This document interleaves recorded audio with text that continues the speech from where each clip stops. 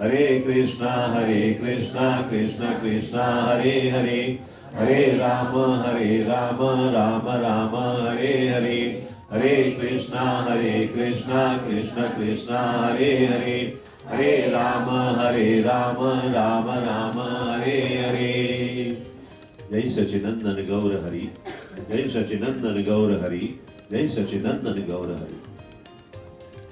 तो स्वागत है आप सभी भक्तों का एक बार फिर से हमारे आज के इस क्लास में, जिसमें हम एक ऐसे विषय की चर्चा करने जा रहे हैं जो हम सब के बीच में उपलब्ध है। किस किस को कष्ट नहीं है इस जीवन में? हाथ उठाओ। कौन ऐसा है जिसको कष्ट नहीं है जीवन में? हाथ उठाओ, हाथ उठाओ। सबको कष्ट है? अच्छा, किस किस को जीवन में कठिनाइयां नहीं है? हाथ उठाओ। नहीं है कठिनाइयां? वेरी गुड, एक तो मिले। हाँ, ये प्रभु जी मिले जो पीछे आकर बैठे हैं अभी। हाँ, और प्रभु जी आपको पहला सवाल सुनने में नहीं आया था क्योंकि आप नहीं थे। आपने ये पूछा था किस किस को कष्ट नहीं है जीवन में, तो अब आप बताओ, आप हाथ उठाओ। नहीं है कष्ट? कोई कष्ट भी नहीं है, कोई कठिनाई भी नहीं है। ये तो सीधे गोलोक धाम जाने वाले हैं। हाँ, कोई कष्ट नहीं है, कोई कठिनाई नहीं है, तो ऐसा जीव भगवान को बहुत प्रिय है। क्योंकि भगवान कहते हैं कि जो कष्ट दे रहा हूं वो भी मैं ही दे रहा हूं, कठिनाइयां दे रहा हूं वो भी मैं ही दे रहा हूं, तो मुझसे क्या बैर है? मुझे प्रेम तो करो, क्योंकि सुख भी देने वाला मैं ही हूं, दुख भी देने वाला मैं ही हूं। तो मुझे प्रेम क्यों नहीं करते? जब सुख देता हूं तो भगवान का भोग लगाते हो, और जब दुख देता हूं तो पट बंद करके रख देते हो। आज नहीं मिलेगा प्रसाद, जाओ, भोग नहीं लगेगा, तुमने मुझे इतना कष्ट दिया है। हाँ, भगवान कहते हैं जब मैं आपके जैसे भक्तों को कष्ट देता हूं तो अपनी नजदीक और लेकर आता हूं। भगवान अपनी निकटता के लिए आपको कष्ट देते हैं कि जब आप कष्ट में होगे भगवान का अधिक भजन करोगे। 4 माला करते हो तो 6 माला करोगे कि भगवान जल्दी जल्दी ये कष्टों से मेरा पार करवाओ, यहां से बस बहुत संकट हो गया। तो भगवान के और नजदीक जाओगे। तो कष्ट का मतलब क्या है कि भगवान अपने पास, अपने नजदीक आपको बुलाना चाहते हैं। कष्ट का मतलब ये नहीं है कि भगवान को आप कोसते रहो बैठ के, अरे मेरी किस्मत में तो यही लिखा था। हाँ, सारी जिंदगी हो गई कष्ट उठाते उठाते और अभी भी कष्ट पूरे नहीं हो रहे हैं। कौन से पाप करके आया हूं मैं या आई हूं जो मेरे कष्ट अभी तक कटते ही नहीं है? 84 लाख योनियां हैं प्रभु, ध्यान रखो। उन 84 लाख योनियों में किस किस योनि में आपने क्या क्या किया है, तो उसका फल तो मिलना ही है ना। हाँ? मीठा डाला है तो मीठा लगेगा। हाँ, पाप किए हैं तो कष्ट मिलेंगे। इसलिए एक जीवन नहीं, अनेक जीवन में कष्ट उठाने पड़ सकते हैं। एक जीवन में वो जो पाप किए हैं या जो गलत कार्य किए हैं उनका फल पूरा नहीं हो पा रहा है, तो भगवान कहते हैं दूसरा जीवन लो, दूसरा जन्म लो, और दूसरे जन्म में फिर भुगतो। लेकिन श्रील प्रभुपाद कहते हैं कि अगर एक जीवन में आप कष्ट भोग रहे हो तो ये गारंटी है कि अगर आप प्रभुपाद के बताए हुए मार्ग पर चलो तो अगले जीवन में कष्टों से छुटकारा मिल जाएगा। नहीं भोगने पड़ेंगे कष्ट, कितने भी पाप क्यों ना हो।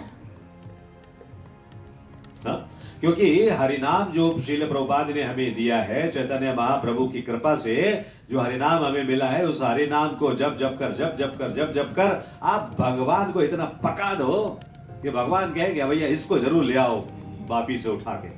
हाँ, विष्णु दूतों को भेज देंगे, इसको ले आओ हमारे यहाँ पे। हाँ, बहुत भजन कर रहा है।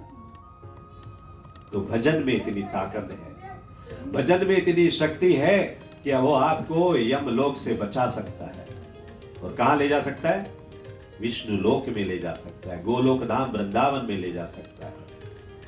तो हमने जैसे पूछा किस किस के जीवन में कष्ट हैं, किस किस के जीवन में कठिनाइयां हैं, आप लोगों ने अपने मन के हिसाब से उत्तर दिया या नहीं दिया, कोई बात नहीं। लेकिन कष्ट और कठिनाइयां सबके जीवन में, कोई भी अछूता नहीं। कोई भी अछूता नहीं। एक शिशु जिसका जन्म होता है अभी माँ के गर्भ से, वो भी कष्ट में होता है, क्योंकि उसे बाहर का वातावरण ही समझ में नहीं आता है। जिस भौतिक जगत में आया है ना अभी 1 घंटा पहले या आधा घंटा पहले, तो बाहर का वातावरण ही, वहां तो एसी इतना ठंडा करके रखा हुआ है हॉस्पिटल के अंदर कि उसे तो कपकपी छूट रही है। कष्ट शुरू हो गए वहां से, हो गए कि नहीं? तो इस तरह से ये जो कष्ट हैं, कठिनाइयां हैं, हमारे जीवन का हिस्सा हैं। इसीलिए इस जो जगत है ना, इसको क्या कहते हैं? भाव सागर। ये ऐसा सागर है जहां की हमें कठिनाइयों के थपेड़े लगने वाले हैं, कष्टों के थपेड़े लगने वाले हैं। फिर भी यदि आपके हाथ में हरिनाम की माला है तो वो थपेड़े कौन सहेगा? आपके गुरु आपके लिए सहेंगे, भगवान आपके लिए सहेंगे और आपको उनसे सुरक्षित रखेंगे। आपको लगेगा कि एक ही तरीके की घटना हुई है, एक ही तरीके का एक्सीडेंट हुआ, लेकिन दूसरे की तो मौत हो गई और मेरा सिर्फ पैर में थोड़ी चोट लगी। किसने बचा लिया? इसने बचा लिया, हरिनाम ने बचा लिया आपको। हरिनाम ने, भगवान ने आकर प्रोटेक्शन वॉल लगा दी कि जो होना है उधर होना चाहिए, इधर नहीं होना चाहिए, इधर मेरा भक्त है। हाँ, तो भगवान की भक्ति में, हरिनाम में इतनी शक्ति है। इस शक्ति का सही उपयोग हमें करना चाहिए। तो जो कष्ट और कठिनाइयां हैं, प्रभु ने कहा ना हमें नहीं है कष्ट और कठिनाइयां। इसका मतलब है वो इस भौतिक जगत के कष्टों से दूर हो चुके हैं, ऊपर उठ गए हैं, प्रमोशन ले लिया है उन्होंने। हाँ, यस गॉट प्रमोटेड। तो ये जो प्रमोशन है हम सबको मिलना चाहिए। कौन है जो प्रमोशन नहीं चाहता है लाइफ में? हर एक कोई चाहता है। तो हर कोई जब चाहता है तो उस प्रमोशन के लिए हमें तैयारी करनी पड़ती है। कई बार हमारे जीवन में इतने कष्ट आते हैं कि विश्वास करना कठिन हो जाता है कि भगवान है भी कि नहीं है। हाँ, कई बार हमें ऐसा लगता है, अरे भगवान आप हो भी कि नहीं हो, कब तक हमें रुलाओगे? हाँ, भगवान कहते हैं मैं अहम बीज प्रदा पिता, इसमें भगवत गीता में। तो भगवत गीता में जब पिता उन्होंने अपने आप को स्वीकार किया और वास्तव में वो पिता हैं भी, तो पिता कौन सा ऐसा है जो अपनी संतान को दुख में देखेगा? है कोई पिता? बताओ, आप सब माता पिता हो। कोई भी माता पिता अपनी संतान को दुख में नहीं देखना चाहता है, लेकिन भगवान कहते हैं भैया हमारे यहां पर कर्मों का हिसाब किताब चलता है। बनिए का जैसे वो होता है ना बही खाता, ऐसा हमारे यहाँ कर्मों का बही खाता है। जैसे कर्म करोगे वैसा फल तो मिलेगा ही मिलेगा, लेकिन हाँ मेरी माला जब करते रहोगे, मेरा नाम लेते रहोगे, तो वो कर्मों का प्रभाव, कर्म फलों का जो प्रभाव है वो थोड़ा कम कर दूंगा, नष्ट नहीं कर सकता। हाँ, तो इसलिए कई बार हमें ऐसा लगता है कि अब भगवान हमसे प्रेम करते हैं। प्रभु जी 15 साल से 16 माला कर रहा हूं, लेकिन फिर भी अभी जीवन में इतने कष्ट हैं, नौकरी अभी तक परमानेंट हुई नहीं है, रोजगार जमा नहीं है। हाँ? लोग कहते हैं कि पहले साल में घाटा होता है, दूसरे साल में बराबरी पर आ जाते हैं, तीसरे साल में व्यापार में नफा होने लगता है, फायदा होने लगता है। लेकिन यहाँ तो 7 साल हो गए प्रभु जी, अभी तक तो कुछ दिख ही नहीं रहा है। क्या है? ये जो कष्ट और कठिनाइयां हैं, ये हमारे जीवन का हिस्सा है, चाहे वो व्यापार में हो, नौकरी में हो, परिवार में हो, कहीं भी हो। तो ऐसे परिस्थितियों में हमें क्या करना चाहिए? क्या उपाय है जिससे कि हम इन कष्टों और कठिनाइयों से बच सकें? देखो, हम लोग मोटी मोटी भाषा में कहते हैं कि भगवान जो करते हैं अच्छा करते हैं। हमें कुछ पता नहीं है, लेकिन फिर भी हम ये सेंटेंस बोलते हैं, भगवान जो करते हैं अच्छा करते हैं, ये सोच के कि वास्तव में भगवान जो कर रहे हैं अच्छा ही कर रहे होंगे, क्योंकि ऐसा वो सुनते आए अपने पिताजी से, अपने दादा से, उनके दादा से, सब लोगों से सुनते आए भगवान जो कर रहे हैं अच्छा ही कर रहे हैं। लेकिन कभी हमने उसको परखा नहीं, उसको जांचा नहीं। उसको भी सुनने दो ना जरा। गया, डर गया वो। तो भगवान श्री कृष्ण सदैव हमारे कल्याण के लिए कार्य करते हैं। हमें लगता है कई बार कि हमारे कल्याण के लिए कार्य नहीं है, लेकिन अगर हम दूरगामी दृष्टि से देखें तो देखो, भगवान हमारा भूत, वर्तमान और भविष्य सब जानते हैं। हम क्या जानते हैं? हम अपना आज नहीं जानते हैं। सुबह खाने के बाद हमें शाम को क्या खाने को मिलेगा, हमें यही नहीं पता होता है। तो हम क्या भूत, वर्तमान और भविष्य जानेंगे? भगवान हमारा सब कुछ जानते हैं। वो जानते हैं कि ये पिछले जन्म में कितना कष्ट उठाकर आया ये जीव, और इस जन्म में भी कष्ट उठा रहा है। इसका भविष्य सुंदर होना चाहिए, इसके लिए इसको ये काम से रोक दो, इस काम में मत जाने दो। इस काम में जाएगा तो इसका भविष्य बिगड़ जाएगा। भगवान जानते हैं। आपको लगता है मैंने इतना कोशिश करके, इतने लाख का इन्वेस्टमेंट करके ये धंधा जमाया और भगवान ने इसको उजाड़ दिया। प्रभुपाद कहते हैं जब भगवान आपसे सब कुछ छीन लेते हैं, इसका मतलब भगवान विशेष कृपा कर रहे हैं। प्रभुपाद को खुद भी ये महसूस हुआ अपने जीवन में। प्रभुपाद जी कहा करते थे, फार्मेसी चलती थी ना उनकी, फार्मेसी बंद हो गई, ठप हो गई, नुकसान हो गया, उसमें चोरियां हो गई, आग लग गई, सब कुछ हो गया, परिवार अलग हो गया, पत्नी साथ नहीं दे रही है, बच्चे साथ नहीं दे रहे हैं, फिर भी प्रभुपाद ने भगवान को नहीं छोड़ा। भगवान क्या कर रहे हैं? परीक्षाएं ले रहे हैं, परीक्षाओं पे परीक्षाएं हो रही हैं, लेकिन प्रभुपाद ने भगवान को नहीं छोड़ा। क्यों? क्योंकि उनकी फर्म डिटर्मिनेशन है, दृढ़ निश्चय है कि भगवान जो करते हैं अच्छा ही करते हैं, खराब कुछ नहीं करते। और भगवान ने अच्छा ही किया। 69 की एज पर यहाँ से अमेरिका भेज दिया, और अमेरिका में जाकर हरिनाम का ऐसा प्रचार किया कि आज भी वो डंका सारी दुनिया में बज रहा है। और उसी इस्कॉन की छतरी के नीचे आप आज बैठे हुए हो। अगर प्रभुपाद ना होते तो आप क्या कर रहे होते? कहीं किसी ठेले पर चाट पकौड़े खा रहे होते, किसी रेस्टोरेंट में कुछ उल्टा सुल्टा अनर्गल चीजें खा रहे होते, कुछ टीवी पर उल्टी सिल्टी मूवी देख रहे होते। इस क्लास के लिए थोड़ी बैठे होते। हाँ, कुछ ऐसे कार्य कर रहे होते जिनका कोई महत्व नहीं है जीवन में, और जो आप इस्कॉन में आने से पहले करते भी रहे हो, है कि नहीं? इस्कॉन में आने के बाद थोड़ी थोड़ी चीजें छोड़ दी हैं, बोलो है कि?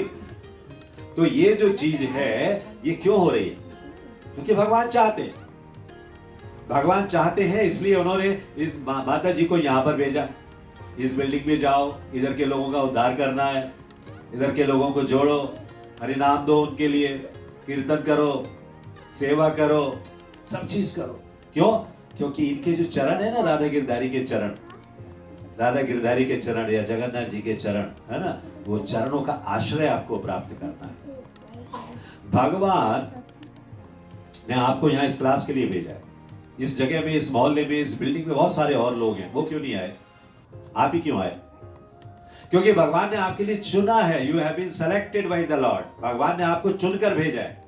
आपने इंतजार भी किया कि प्रभु जी अभी तक नहीं आए, बैठे आप यहाँ पर इंतजार में, क्योंकि भगवान ने आपको चुना, चुनकर यहाँ पर भेजा। बाकी सबको नहीं चुना, बाकी सबको कहा तुम पाप करते रहो। हाँ, आप लोगों को चुनकर यहाँ पर भेज दिया कि आप जाओ, थोड़ी हरी चर्चा होगी वहां पर, तो उसको सुनो, भगवान के नाम को सुनो।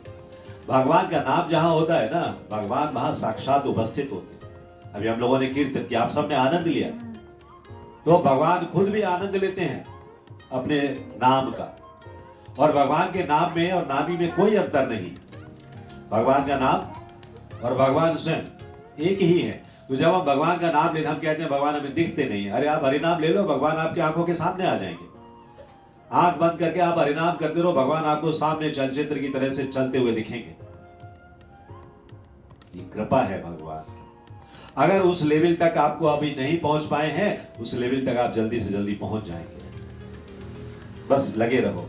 तो ये जो कष्ट और कठिनाइयां हैं ना, हमारे जीवन का हिस्सा है। इनको हम कैसे कम करें, कैसे इनसे पार पाएं, इसके लिए हमें समझना है। क्या समझना है? यद्यपि हमारे जीवन में ये जो कष्ट और कठिनाइयां आते हैं, ये इनको हम भगवान की योजना नहीं समझते। इनको हम ये समझते हैं जैसे पड़ोसी ने नाली का पाइप निकाल दिया हमारे बिल्डिंग के सामने। हम क्या सोचते हैं? वो हमें कष्ट देना चाहता है, वो हमें यहां से भगाना चाहता है, इसलिए वो अपना पानी का पाइप हमारे सामने निकाल दिया उसने। लेकिन हो सकता है भगवान की कोई लीला हो, भगवान की कोई योजना हो इसमें। हर काम में भगवान की योजना है। तो इसलिए हमें हर काम को भगवान की लीला समझकर, भगवान की कृपा समझकर इसको स्वीकार करना चाहिए। कोई भी परिस्थिति क्यों ना हो, कितने भी हम असहज हो जाएं, कितने भी हम तकलीफ में रहें, लेकिन हमें उसे भगवान की कृपा समझना चाहिए कि भगवान आपने हमें कष्ट में रखा है, लेकिन आपने अपने आप को भुलाने नहीं दिया है। हमें ध्यान दो मैंने क्या कहा। भगवान ने कष्ट दिए, लेकिन कष्ट देने के बाद भी भुलाया नहीं है अपने आप को, क्योंकि भुलाने की शक्ति भी भगवान देते हैं। तो उन्होंने कहा मुझे याद रखो, भले ये कष्ट झेलते रहो थोड़े थोड़े थोड़े, मुझे याद रखो। क्यों कह रहे हैं भगवान? क्योंकि उससे आप उनके और नजदीक जाओगे। श्रीमद् भागवतम में बलि महाराज और भगवान वामन देव की कथा आती है, सबने सुनी होगी। एक बौने के रूप में भगवान आ गए और 3 पग में सारे ब्रह्मांड नाप दिए, कुछ छोड़ा नहीं। अंत में जब 1 पग रह गया, 2 पग में सब कुछ हो गया, 1 पग रह गया, भगवान कहते हैं आप बोलो कहां रखूं अब मैं तीसरा कदम अपना? तो कहते हैं मेरा मस्तक आपके लिए अर्पित है भगवान। सब लोग, उनके गुरु भी, सभी लोग उनके विरुद्ध थे कि ऐसा मत करो, वो भगवान है, वो तुम्हें छल से जीतने आए। उन्होंने कहा कोई बात नहीं, भगवान है तो सब है, तो भगवान का ही। अपना मस्तक आगे कर दिया। तो ये जो श्रद्धा है, जो ये विश्वास है, वो हर तरह के कष्टों और कठिनाइयों को पार लगा देता है। श्रद्धा और विश्वास होना चाहिए। माला जप करने के लिए इसीलिए कहा जाता है जितना माला जप करोगे उतना ही आपको श्रद्धा बढ़ेगी, उतना ही आपकी भक्ति प्रगाढ़ होगी, उतना ही आपका भगवान में विश्वास बढ़ेगा। तो वामन देव ने जब ये कहा कि अब आप पूरा नहीं कर पा रहे हो तो हम आपको वरुण उपास से बांध देंगे, बांध दिया और कहां पहुंचा दिया? पाताल लोक में। और क्या किया फिर? उनके दरबार बन के बैठ गए। तो भगवान की कृपा है, आप देखो, नीचे पहुंचा दिया, पूरा लोक दे दिया और खुद क्या बन गए? गार्ड बन गए। भगवान द्वारपाल बन गए और कहते हैं अब तुम्हारी रक्षा मैं करूंगा। तो भगवान कुछ भी कर सकते हैं। अर्जुन के लिए सारथी क्यों बने? भगवान है ना, लेकिन अर्जुन के सारथी बने क्योंकि अर्जुन ने भगवान को ही चुना और दुर्योधन ने उनकी सेना चुनी। कहा भगवान से जब मांगने गए दोनों, भगवान अपने पंडाल में सो रहे थे, तो चरण उनके दरवाजे की तरफ थे, सिर जो था ऊपर की तरफ था, जैसे इधर दरवाजा है, दरवाजे की तरफ चरण थे, सिर इधर था। तो जब दुर्योधन अंदर घुसे, पहले दुर्योधन घुसे, बड़े भाई है ना, पहले अंदर वो घुसे, और घुसने के बाद देखते हैं कि भगवान तो निद्रा में है, तो पीछे की तरफ गए, सिराने की तरफ, उधर एक कुर्सी थी, उधर बैठ गए जाकर, ये भगवान के जगने की प्रतीक्षा कर रहे।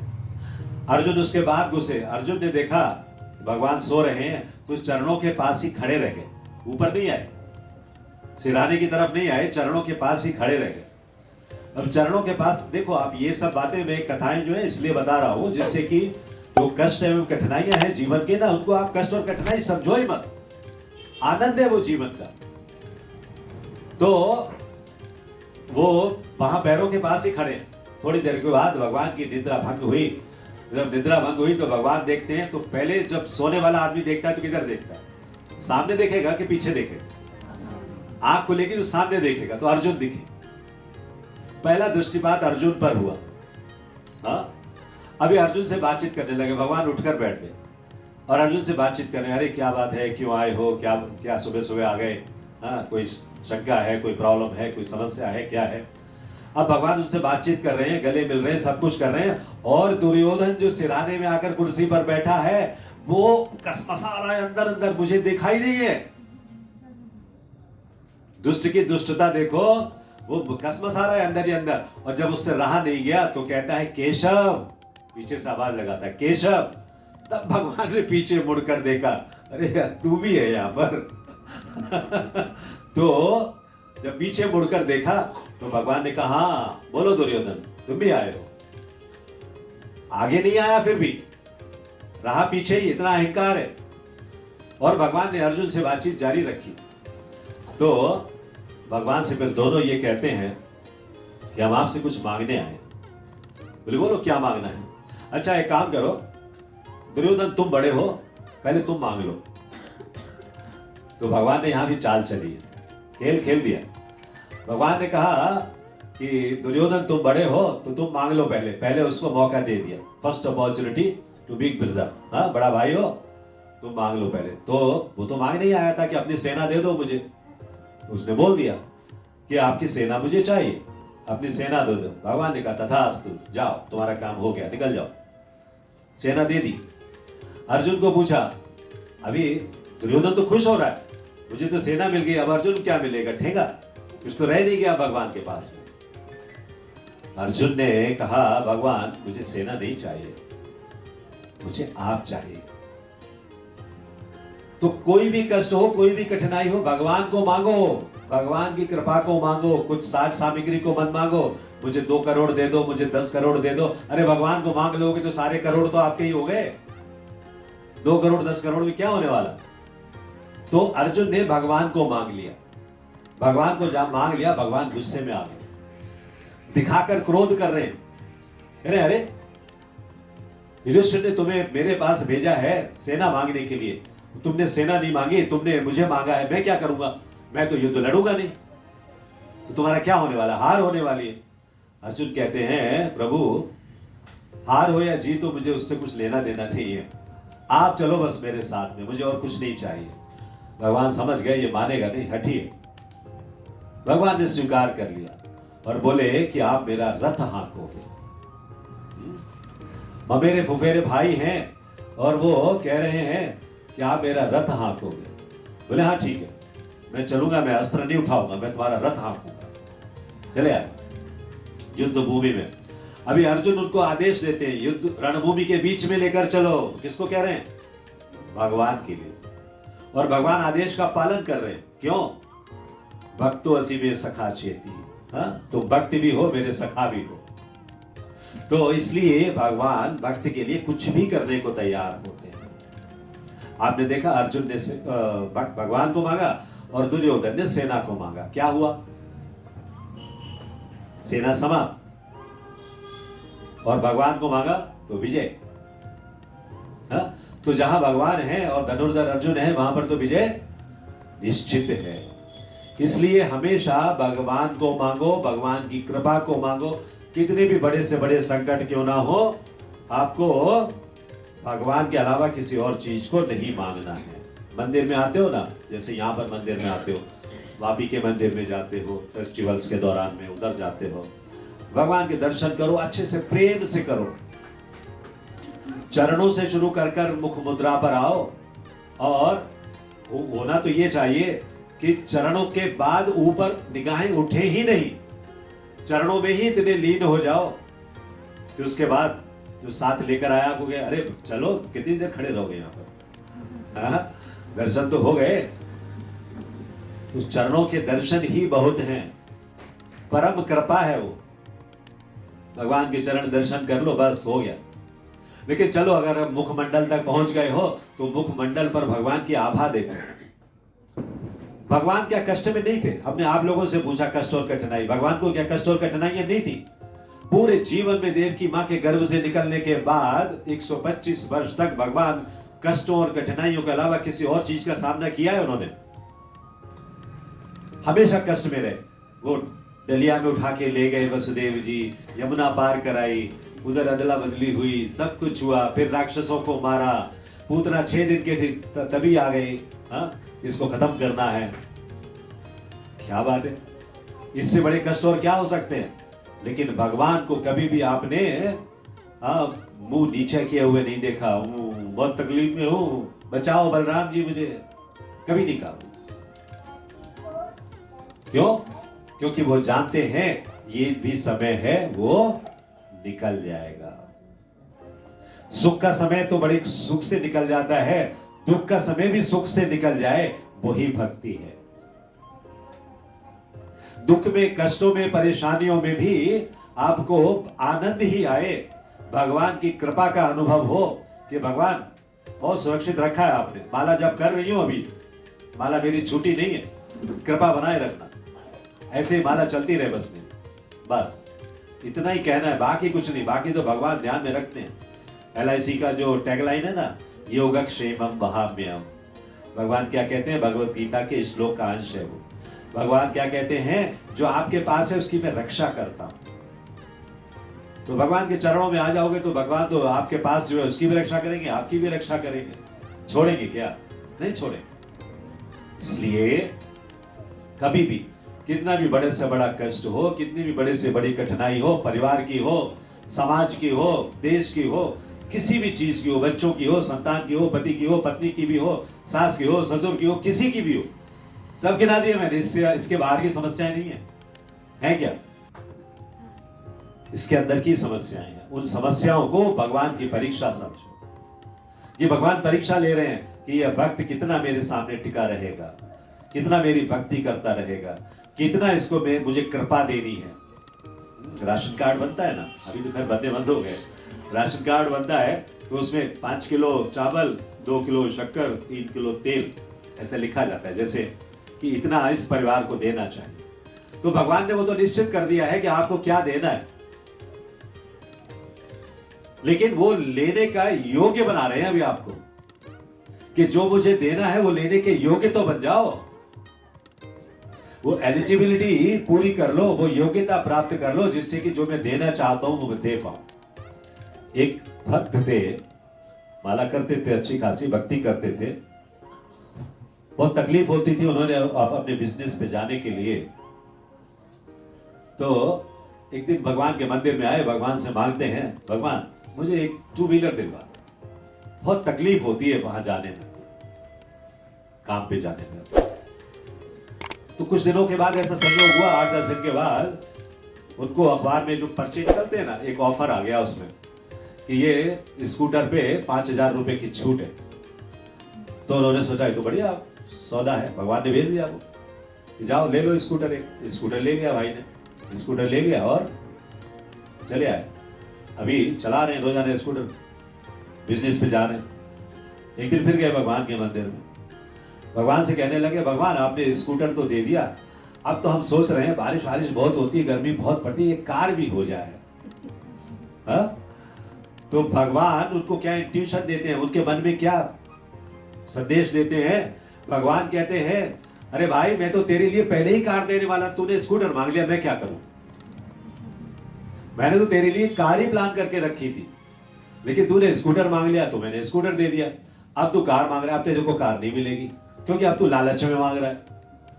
पहले जरूरत में मांग रहा था, अभी लालच हो गया, तो इसलिए अब तुझे कार नहीं मिलेगी। लेकिन पहले अगर तू कुछ नहीं मांगता तो मैं तुझे कार ही देता। तो ये भगवान जो भूत वर्तमान और भविष्य सब जानते हैं ना, भगवान ऐसा करते हैं। इसलिए कभी भी अपनी शक्तियों पर, अपनी कमजोरियों पर कभी घमंड मत करो, कभी भी डरो मत उनसे। कमजोरियों से डरो मत, शक्तियों पर घमंड मत करो, क्योंकि सब दिया तो भगवान का ही है। कमजोरियां भी भगवान ने दी है, शक्तियां भी भगवान ने दी है, और भगवान जानते हैं कि इसको कैसे ट्रीट करना है। तो हम ऐसे, जो छोटा बच्चा होता है ना, उसे पता ही नहीं है, आग में हाथ दे देता है, उसे पता नहीं कि आग में हाथ देने से जल जाते हैं।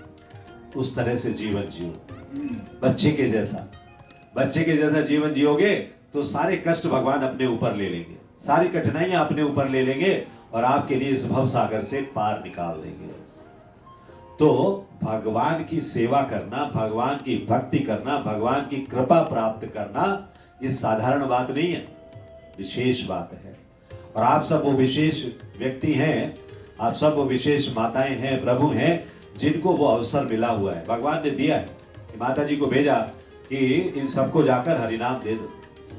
हरिनाम आपको मिला, हरिनाम में आनंद लो, हरिनाम को कष्ट मत समझो। अरे क्या माता जी कहती हैं बार बार, मैं माला करो, माला करो, माला करो, कितनी माला करूं? हाँ, करो, भले इसमें तकलीफ आपको महसूस होती हो, मन में संतरास होता हो, लेकिन करो। किस कार्य में संतरास नहीं है? जीवन में हर कार्य में तो तकलीफ है। तो अगर माला में थोड़ी देर के लिए तकलीफ हो रही है, व्हाट्सएप नहीं देख पा रहे हो, इंस्टाग्राम नहीं देख पा रहे हो, फेसबुक नहीं देख पा रहे हो, तो थोड़ी देर के लिए उसे ऑफ करके रख दो ना। हाँ, माला ही तो करनी है, माला कर लो। अगर 16 माला भी करनी है तो 2 घंटा का समय ज्यादा से ज्यादा, तो 2 घंटे के समय के लिए उसको एयरप्लेन मोड पे डाल दो। कोई नोटिफिकेशन नहीं, कुछ नहीं, कोई कॉल नहीं। उसके बाद अगर मान लो 5 मिस कॉल भी है तो उनको कॉल बैक कर लो, क्या फर्क पड़ता है? कोई पहाड़ तो नहीं गिर गया। लेकिन आपने जो माला कर ली, उसका जो क्रेडिट स्कोर आपने इकट्ठा किया ना, वो कई गुना बड़ा है। कई गुना बढ़ा। इसलिए जो भक्ति हमने कहा ना सरल है, सरल इस लिहाज से है कि जब आप पूरी तरह से समर्पित होगे, शरणागति का भाव होगा, तो ये जो कष्ट और कठिनाइयां हैं, अरे कोई बात नहीं, भगवान तो ऐसा करते रहते हैं, सब अच्छा है, हाँ सब चलता है, कोई परेशानी नहीं है प्रभु, ये जो कष्ट है ना निकल जाएगा ये। हाँ ये भाव में रहोगे तो कष्ट भी घबराएगा आपसे, अरे ये तो डरता ही नहीं है मुझसे। हाँ कष्ट कौन है? माया है। माया कहेगी ये तो हरि के पीछे ऐसा पड़ गया है कि अभी मेरी तो इसके यहाँ चलती नहीं कुछ भी, तो माया भी आपको छोड़ देगी, तो आप भगवान के और नजदीक आ जाओगे। बढ़िया है ना, और क्या चाहिए? भगवान के पास जाना है ना, भगवान के चरणों में जाना है, तो माया का बंधन से आप छूट जाओगे। तो श्रीमद् भागवतम के बहुत सारे पात्र ऐसे हैं जिनसे आप बहुत कुछ सीख सकते हैं। कुंती महारानी, कुंती प्रेयर्स किस किस ने सुनी है या पढ़ी है? कुंती प्रेयर्स में आप देखो कि कुंती महारानी क्या कहती, भगवान जब जा रहे हैं द्वारका, कहती हैं कि आप जाओ मत, आप इधर ही रहो, हाँ? भले हम कितने भी कष्टों में रहें, आप हमारे साथ रहो। और देखो वो परिवार ने कभी भी भगवान साथ में होते हुए भगवान से ये नहीं कहा कि मेरे कष्टों को दूर करो। कष्टों को बर्दाश्त किया, झेला पूरी तरीके से, युद्ध भी किया, सब कुछ किया, हाँ जो वनवास था वो भी भुगता, सब कुछ किया, जबकि भगवान साथ में। अब आप बोलोगे भगवान साथ में तो भगवान ने क्यों नहीं बचाया आपको? भगवान नहीं बचाते, किसी को नहीं बचाते, किसी का पक्षपात नहीं करते। भगवान कर्मों का फल भुगतने के लिए खुद को तैयार करते हैं कि तुम कर्मों का फल भुगतो। तो वो कर्मों का फल हो, इस जन्म का हो, किसी भी जन्म का हो, या जो भी नियति हो, वो पांडव परिवार ने पूरी तरह से उसको निभाया। और भगवान ने जब उनको सहायता करनी थी तब किया। कब? परीक्षित महाराज को बचा लिया, हाँ वहां पे बचाया। और जब उन्होंने सांप डाल दिया तो नहीं बचाया। आप देखो मां के घर में बचाया, और ऐसे नहीं बचाया। अभिमन्यु को घुस जाने दिया, कितना सीखा उसने? चक्रव्यूह में घुसना सीखा, निकलना नहीं सीखा। तो भगवान ने वो वहां पर भी छोड़ दिया। तो ये भगवान की जो लीलाएं हैं ना, उनको हम नहीं समझ सकते। हमारे अंदर उतनी बुद्धि नहीं है, इतना ज्ञान नहीं है कि हम उनको समझ पाए। लेकिन ये जो पात्र हैं श्रीमद् भागवतम के, इन पात्रों से हमें ये शिक्षा लेनी चाहिए। जैसे मैंने कहा कुंती महारानी से, कुंती महारानी कहती है भगवान आप जाओ मत, आप रहते हो तो हमें सारे कष्ट जो है वो आसान लगते हैं, आप रहो हमारे साथ में, जाओ नहीं। आप जाओगे तो हम कष्टों में बहुत पीड़ा महसूस करेंगे, अभी पीड़ा नहीं होती।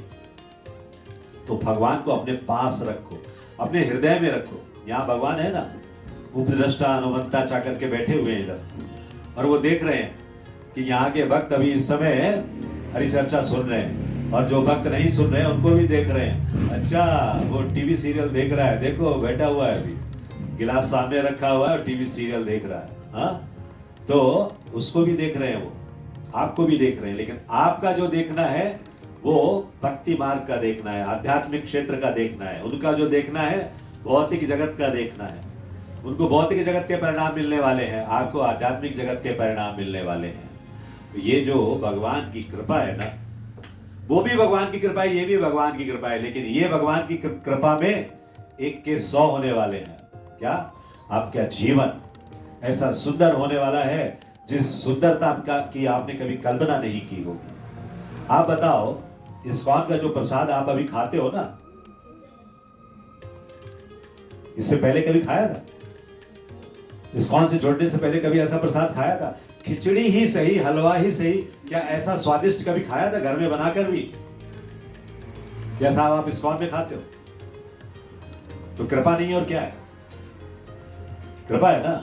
भगवान ने विशेष तौर पर वो व्यवस्था आपके लिए की है। वर्ल्ड वाइड इस्कॉन के हर सेंटर में खिचड़ी बनती है, और सब जगह का टेस्ट ऐसा लुभावना होता है कि उंगलियां चाटते रह जाते हैं बस। तो उस खिचड़ी में क्या है? भगवान का प्रेम है। उस खिचड़ी में क्या है? भक्तों की श्रद्धा है। उस खिचड़ी में क्या है? भगवान की कृपा है। उस खिचड़ी में क्या है? उस खिचड़ी में भगवान का स्वरूप है। क्योंकि अन्न भी भगवान है ना। तो अन्न भी भगवान है, इसलिए भगवान का स्वरूप है।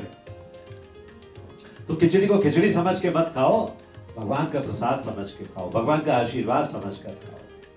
तो भगवान ने इसलिए आपको चुना है, मैंने कहा ना चुना है, यू हैव बीन सेलेक्टेड। कि भगवान ने कहा अब इस्कॉन में जाओ, आप प्रभु जी खिचड़ी बांटेंगे, खिचड़ी खाओ, वहां पर कथा सुनो, खिचड़ी खाओ, आनंद मनाओ और चले आओ। आप देखो रिश्तेदारों के घरों में जाते होगे, शादियों में, त्योहारों में, बर्थडेज में और चीजों में, कितनी देर बैठते हो आप? आधा घंटा, 1 घंटा, 2 घंटा, ज्यादा से ज्यादा। इस्कॉन के मंदिर में कोई प्रोग्राम हो जन्माष्टमी का, सुबह चले जाते हो, रात को 12 बजे के बाद आते हो। बोरियत होती है क्या वहां पर? कोई तकलीफ होती है? कोई संकट होता है? नहीं होता है, कुछ नहीं होता है। वहां तो आपको एंजॉयमेंट होता है, टाइम टू टाइम आपको प्रसाद भी मिलता है। अगर फास्टिंग आप कर रहे हो तो फास्टिंग का प्रसाद मिलेगा, हाँ? या कोई और सेवा कर रहे हो तो वहां सेवा करते समय आपको वैष्णवों का संग मिलेगा, एसोसिएशन ऑफ डिवोटीज मिलेगा, भक्त लोगों का संग मिलेगा। आपको बोरियत होगी ही नहीं। माता जी गले मिल रही हैं, प्रभु जी सेवाएं कर रहे हैं, माता जी सेवाएं कर रही हैं, सब लोग लगे हुए हैं अपने काम में। फिर किसी को आके कहो, पूछेगा अरे कहाँ से रात को 12 बजे आ रहे हो तुम? मंदिर से।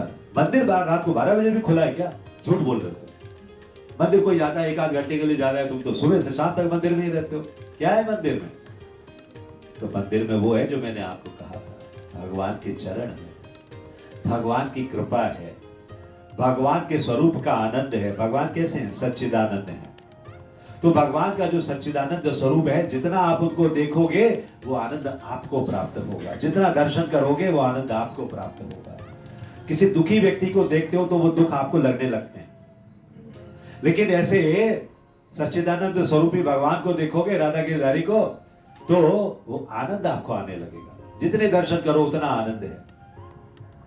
हाँ, वृंदावन में जो हमारा कृष्ण बलराम मंदिर है, वहां की राधा रानी को देखा है, वहां के श्याम सुंदर को देखा है। श्याम सुंदर का स्वरूप और राधा रानी का स्वरूप कितना अद्भुत है, आंखें हटाए नहीं हटती हैं।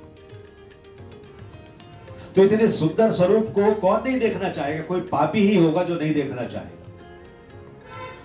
और पापी को भी भगवान जिस दिन कृपा कर देते हैं वो भी आके देख लेता है, वो भी दर्शन कर लेता है, और एक बार के दर्शन में ही उसके सारे पापों का अंत हो जाता है।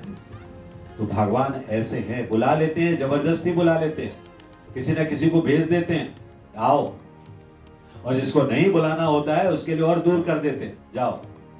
किसी का घर मंदिर के पास में होता है तो उसको ऐसा लुभावने सपने दिखाते हैं, अरे यहाँ कहाँ रह रहा है, यहाँ तो कीर्तन की आवाज आती रहती है, 4 किलोमीटर आगे चला जाए, क्योंकि वो अभक्त है। तो उसको भगवान 4 किलोमीटर आगे भेज देते हैं, जहाँ उधर अच्छा प्लॉट मिल रहा है सस्ते में, उधर जाके ले ले और उधर घर बना ले अपना। भगवान नहीं चाहते ये आए मेरे मंदिर में। तो हर चीज भगवान देते हैं, ये कष्ट और कठिनाइयां भी भगवान देते हैं, इसलिए इनको कभी बोझ मत समझना। ये जो कष्ट और कठिनाइयां है ना, ये भगवान का आशीर्वाद है, भगवान की कृपा है। भगवान की कृपा नहीं होगी तो हमारा जीवन व्यर्थ है। भगवान की कृपा नहीं होगी तो ये जो मानव देह मिली है ना, प्रहलाद महाराज कहते हैं श्रीमद् भागवत में कि जो मानव देह मिली है तो हमें 5 वर्ष की आयु से भगवत भजन शुरू कर देना चाहिए, जीवन गंवाना नहीं चाहिए। उदाहरण के लिए बताते हैं कि अगर आपकी आयु 100 वर्ष है, 100 वर्ष में से शुरू के 20 वर्ष तो आपने बचपन में, कौमार अवस्था में, पढ़ाई लिखाई में निकाल दिए, बाद के 20 वर्ष में विवाह हो गया, बच्चे हो गए, उनकी पढ़ाई हो गई, उनके संस्कार हो गए, सब कुछ हो गया, 40 वर्ष निकल गए। बाद के 20 वर्ष जो और बचे उसमें आप ये सोचने लगते हो अब इनकी शादियां करें, ये करें, वो करें। 60 साल निकल गए। 60 साल के बाद जब आप सोचते हो लाओ अब जरा भगवान का भजन कर लें, तो आपके कान काम नहीं कर रहे होते हैं, आपकी आंखें काम नहीं कर रही होती हैं, आपके दांत टूट चुके होते हैं, आपके ये जो नीज हैं इनमें प्रॉब्लम हो जाती है, आपको चढ़ने उतरने को नहीं होता, नीचे बैठने को नहीं होता। तो भगवान का भजन कब करोगे भाई? 80 साल निकल गए। अब 80 साल के बाद जो 20 साल निकल गए वो कैसे निकल गए? बिस्तर पे पड़े हुए हैं, मलमूत्र वही कर रहे हैं, भक्ति का समय मिला ही नहीं। इसलिए प्रहलाद महाराज कहते हैं 5 वर्ष की आयु से, जैसे ये बच्चे हैं ना, इन सबको हरिनाम कराना शुरू करो, जिसके भी बच्चे ध्यान कर लो। हाँ, अपने अपने बच्चों को पहचानो और उनको हरिनाम कराना है। हाँ बेटा, क्या नाम है आपका? हाँ सौम्या, आपको एक माला करनी है। करती है क्या? नहीं करती है ना? कराओ एक माला। अपना जीवन सुधारना है। मम्मी पापा का तो टाइम निकल गया, अपना जीवन सुधारना है। हाँ? स्वार्थी बन जाओ। मम्मी तुम्हारा तो हो गया, अभी मुझे अपना बनाना है। मुझे लंदन जाना है पढ़ने के लिए। कैसे जाऊंगी मैं? हरिनाम करके जाऊंगी, भगवान कृपा करेंगे। मम्मी पापा ने सपने में भी नहीं देखा होगा और तुम कैम्ब्रिज यूनिवर्सिटी की डिग्री लेकर आओगी। हाँ? तो इसलिए बहुत जरूरी है कि हम बच्चों को सिखाएं। 5 वर्ष की आयु से यदि हम बच्चों को सिखाएंगे तो उनका जीवन सुधरेगा। वो हमारे जैसे नहीं होंगे कि हम 30 पर आए, 40 पर आए, 50 पर आए और वो भी जबरदस्ती आए। कोई लेकर आया, हमें धक्के दे दे के चलो चलो चलो। हम ये कह के नहीं लाते हैं कि चलो मंदिर में ये कुछ भक्ति सिखाएंगे, कुछ करेंगे। चलो खिचड़ी खा लेना, चलो समोसा खा लेना, चलो हलवा प्रसाद मिलेगा, चलो वो खा लेना। वो प्रसाद के बहाने लेकर आते हैं। कितने लोग हैं जो प्रसाद के बहाने इस्कॉन मंदिर से जुड़े हैं? बोलो। हाँ, बहुत सारे लोग हैं। तो प्रसाद के बहाने जब भगवान आपके आत्मा को तुष्ट करते हैं, मैंने कहा ना अन्न में भगवान है, तो भगवान जब इस हाथों से मुंह में जाते हैं तो हमारे अंतरात्मा को तुष्ट करते हैं और फिर मन सोचता है अभी तुष्टि मिल गई, अब क्या करूं? तो भक्त आके कहते चलो माला पकड़ो, माला पकड़ो। अभी एक दोना खिला दिया उसने प्रसाद ना, अब वो वसूल करेगा। माला पकड़ो। क्यों? क्योंकि उसे भगवान ने चुनकर भेजा है कि इसको भक्त बनाना है। इसलिए जीवन की कठिनाइयों को, समस्याओं को लात मार के बाहर करो, कितनी भी क्यों ना हो। बोलो समस्याएं उतनी बड़ी नहीं है जितना बड़ा मेरा भगवान है। हाँ? मेरा भगवान उन समस्याओं से बहुत बड़ा है, इसलिए समस्याओं तुम यहां से भाग जाओ। मेरे जीवन में आनंद ही आनंद है क्योंकि मेरा भगवान मेरे साथ है। हरे कृष्णा कृष्णा कृष्णा हरे हरे, हरे राम राम राम हरे। If you like this video, press the like button and share it with your family and friends. If you want to watch more such videos, please subscribe to our channel, and for getting updates, press the bell icon.